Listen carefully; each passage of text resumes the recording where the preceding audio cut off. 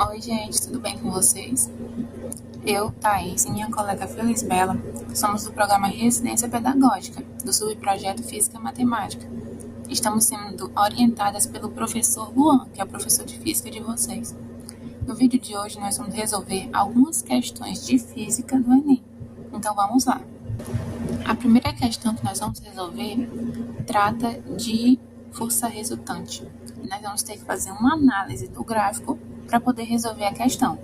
Então, primeiro vamos ler aqui o enunciado. Em uma colisão frontal entre dois automóveis, a força que o cinto de segurança exerce sobre o tórax e abdômen do motorista pode causar lesões graves nos órgãos internos. Pensando na segurança do seu produto, um fabricante de automóveis realizou testes em 5 modelos diferentes de cinto. Os testes simularam uma colisão de 0,30 segundos de duração, e os bonecos que representavam os ocupantes foram equipados com acelerômetros. Esse equipamento registra o módulo da desaceleração do boneco em função do tempo.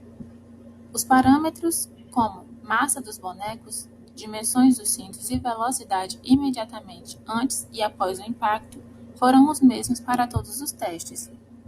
O resultado final obtido está no gráfico de aceleração por tempo, ou seja, esse gráfico aqui, onde nós temos aqui cada cinto, né? Temos um tracejado, um pontilhado e assim sucessivamente. E aqui ele nos pergunta: qual modelo de cinto oferece menor risco de lesão interna ao motorista? Então, para resolver essa questão, nós vamos analisar aqui o gráfico melhor. Mas a primeira coisa que a gente tem que pensar é que ele quer saber a força no tórax e no abdômen do motorista.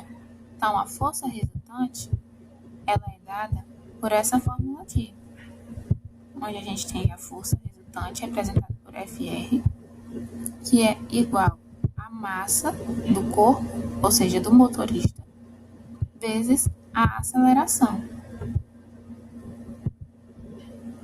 Então, analisando aqui o gráfico, a gente vai poder observar a aceleração em função do tempo.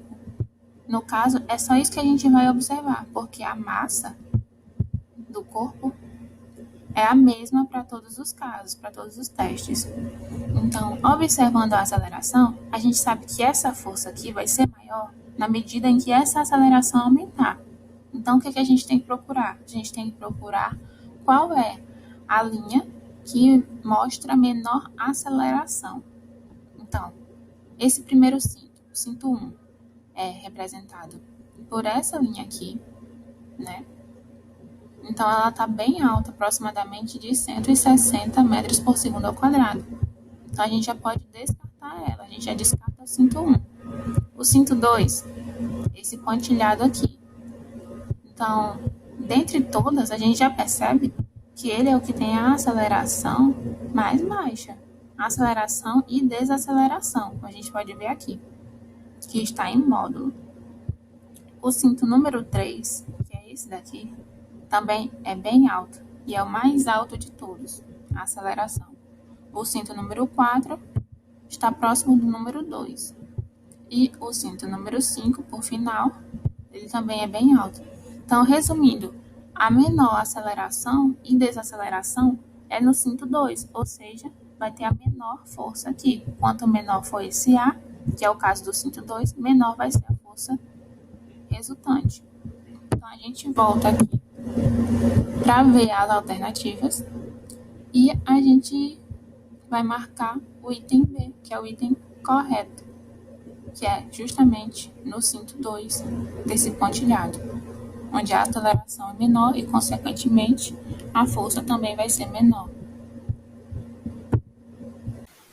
Então, dando continuidade à resolução de questões de física, meu nome é Felisbela e eu vim explicar essa questão bem interessante para vocês. Pois bem, vamos ver a questão primeiro, né?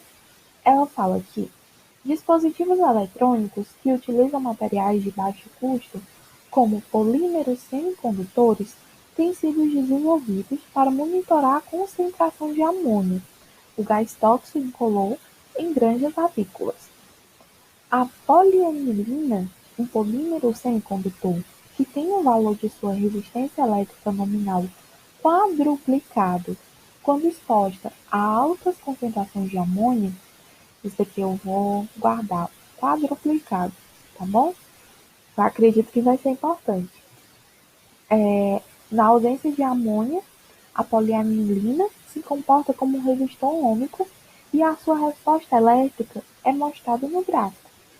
Então, até agora, ele explicou o quê? Que esse polímero, né, que é a polianilina, ela tem o seu valor quadruplicado, né, quando ela é exposta à amônia, quando ela está na presença de amônia. Mas quando ela não tem amônia por perto, ela apresenta os seguintes valores. Ela tem aqui esse gráfico mostrando os valores dela, né, de resistência elétrica, onde a gente tem a diferença de potencial, a voltagem, em proporção da corrente elétrica, que é em amperes, esse azinho aqui. Então a gente percebe um gráfico linear, né? Ou seja, conforme a gente tem um aumento da diferença de potencial, a gente vai ter um aumento da corrente elétrica. Quando a gente tem 1 volt, né, a gente vai ter o quê? 2,0 de corrente elétrica, né? Que na verdade, uma coisa muito importante é que tem esse 10 a menos 6. Então, na verdade, quando eu tenho 1 volt, isso significa que eu vou ter uma corrente elétrica de 2 vezes 10 elevado a menos 6 amperes. Esse é o valor que ele dá, entendeu? E assim, consequentemente, quando tem, por exemplo, 3, ele vai ter o quê? 6 vezes 10 elevado a menos 6 amperes, tá bom? E essa informação vai ser relevante para a gente. A gente já já vai fazer a análise do gráfico. Então, mas vamos lá perceber o que ele pede na questão, né? Ele fala que o valor da resistência elétrica da polianilina na presença de altas concentrações de amônia em ohms é igual a, e ele pede esse valor em base 10. Então, a gente vai usar tanto os conhecimentos de eletricidade, onde a gente vai usar a famosa lei de Ohm, que ela diz o quê? Que V é igual a R vezes o I, ou seja, a nossa voltagem, né, a diferença de potencial vai ser igual a R, que é a resistência, que é o que a gente está procurando, vezes I, que é a corrente elétrica. Então, se a gente, pelo gráfico, a gente tem os nossos valores de corrente elétrica e a gente tem a diferença de potencial, só falta a gente encontrar a resistência. Então, vai ser praticamente uma substituição, né? Então, reorganizando essa equação, deixando o R sozinho, né? A gente passa esse I para o outro lado, então a gente tem que R vai ser igual a V sobre I. Então, assim, a gente consegue calcular o valor da resistência, né? Então, ele pede para a gente calcular o valor da resistência. Resistência vai ser igual a V sobre I.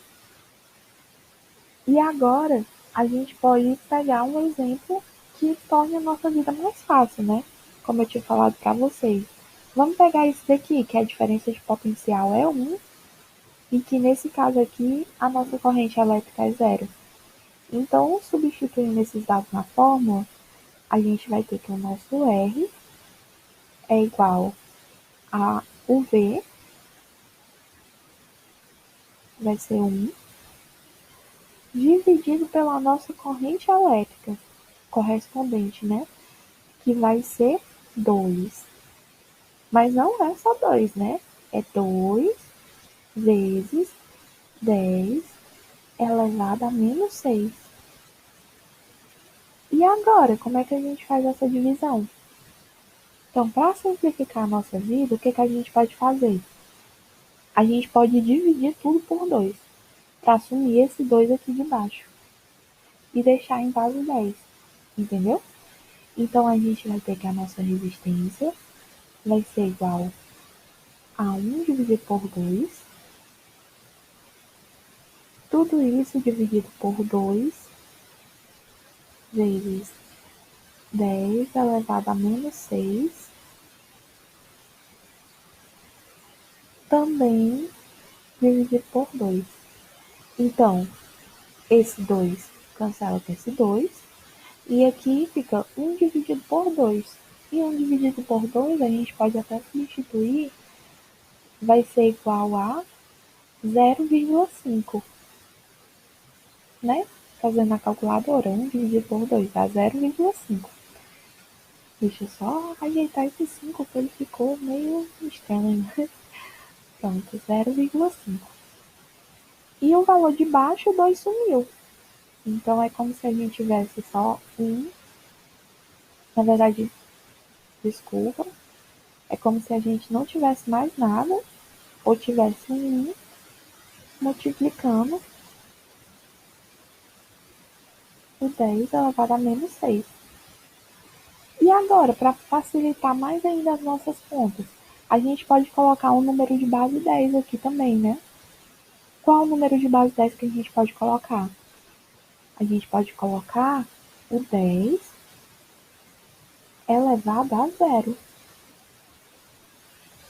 Por que 10 elevado a zero? Porque todo número elevado a zero é igual a 1. Então, não vai fazer diferença esse 10 aqui elevado a zero.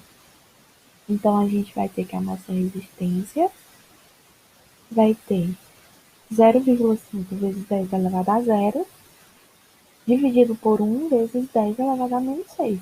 Agora sim está mais fácil. Por quê? Porque é a divisão de base 10. Então, a gente vai dividir esses números, 0,5 dividido por 1, e a gente vai subtrair as bases. A gente repete a base 10 e a gente subtrai os expoentes. Então, no final, a nossa resistência vai ficar igual a 0,5 vezes 10 elevado a quanto? Digitar esse zero aqui, que ele está saindo meio estranho. Fica igual a 10 elevado a 6. Por quê? Porque vai ser 0 menos o menos 6 nos expoentes, né? Ó, 0 menos menos 6. E isso aqui vai ficar igual a 0 mais 6. Então, o resultado vai ficar 0,5 vezes 10 elevado a 6, tá bom? Então, esse é o nosso valor da resistência. Só que tem aquela casquinha de banana, né, que ele falou pra gente, ó. Ele falou o quê? Que ela é um polímero semicondutor que tem um valor da sua resistência elétrica nominal quadruplicado quando exposto a altas concentrações de amônio. E na questão ele pergunta o valor da resistência elétrica da polianilina na presença de altas concentrações de amônio em ohms é igual a... Então ele está perguntando qual é a resistência dela na presença de amônio. Então a gente tem que lembrar que o valor vai ser quadruplicado. E o que isso significa? Significa que o valor vai ser multiplicado por 4. Então a gente vai pegar esse valor aqui que a gente encontrou. Vou até colocar outra cor aqui para facilitar para a gente. E a gente vai multiplicar por 4, tá bom? Então, a nossa resistência final, né, com a presença de amônio, vai ser 0,5 vezes 4 vezes 10 elevado a 6, que vai dar quanto? 0,5 vezes 4 é como se fosse 50 centavos vezes 4, vai dar igual a quanto? R$2, né?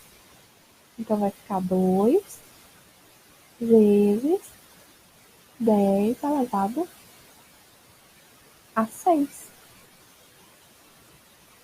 E a resistência é em quê? Em ohms. Então, o nosso valor de resistência é 2 vezes 10 elevado a 6. Então, qual é o nosso item correto? É o item E. 2 vezes 10 elevado a 6. Então, é isso, gente.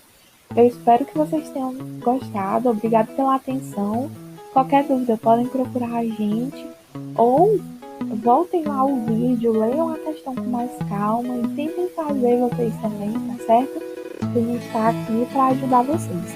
Então, qualquer dúvida, estamos à disposição, tá bom? E até mais.